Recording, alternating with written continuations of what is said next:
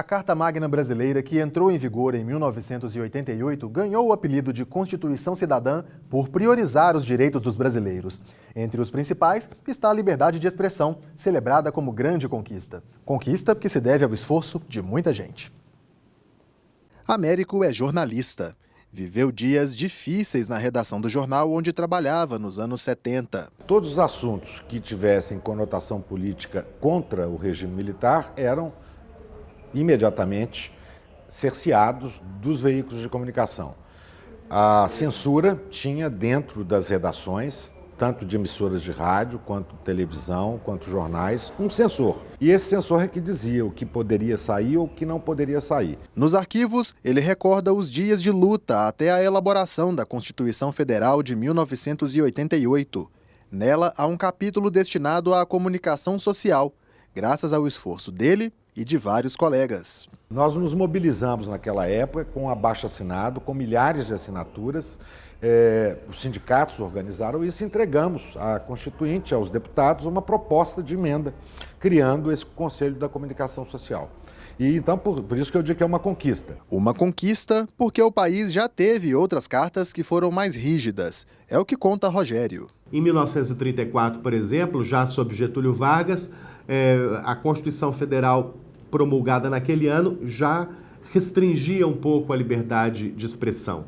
A Constituição de 1937, a chamada Constituição Polaca, feita sob o Estado Novo que vigorou no Brasil entre 37 e 45, era ainda mais restritiva à liberdade de expressão. Quando houve o movimento militar de 64, essas restrições aumentaram, a atuação da censura no Brasil cresceu muito, todos nós sabemos disso, e os direitos à liberdade de expressão e à liberdade de imprensa só foram efetivamente reconquistados em 88. O artigo 5º da Constituição garante que é livre a manifestação do pensamento, desde que não seja anônima.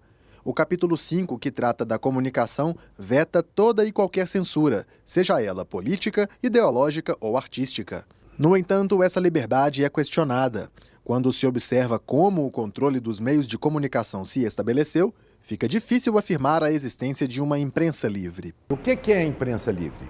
A imprensa livre é a imprensa do dono daquela empresa de comunicação orientar o que as pessoas vão assistir na tela à noite, nos seus telejornais. Há o direito ao contraditório. Você pensa de um jeito, eu penso de outro, aquele pensa de outro. Essas várias opiniões sobre o mesmo fato, elas estão presentes cotidianamente nos veículos de comunicação do Brasil, na TV, na rádio, nos grandes jornais. É preciso fazer uma distribuição mais democrática, por exemplo, dos canais de televisão e dos canais de rádio, hoje concentrados em poucos grupos econômicos. Isto deturpa, restringe e limita a real liberdade de imprensa que queremos ver instalada na sociedade brasileira.